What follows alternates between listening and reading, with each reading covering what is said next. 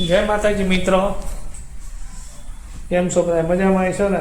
જો આજ બીજો મિની બ્લોગ બનાવી છે, તમને સારો લાગે તો કોમેન્ટ કરજો. આજ બપોરનું ભાણું કેવું છે એ તમને હું દેખાડું છું. ચલો મિત્રો, બટાકાનું શાક છે, કાચી કેરી છે, છાશ છે, રોટલી છે. એટલે જો આ માતાજીની ડીશ બની ગઈ છે રેડી.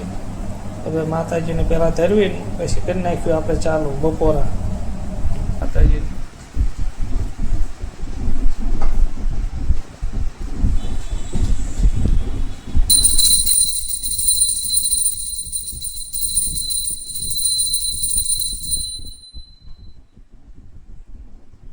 તો મિત્રો, હવે કરવી છે ચાલુ જમવાનું. અને તમારા ઘરે અઠવાડિયામાં કેટલી દાન બટાકાનું શાક થાય છે? અમારા મિત્રો અઠવાડિયામાં 3 વખત થાય છે. તો તમારે કેટલી દાન થાય છે તો કોમેન્ટમાં જણાવજો.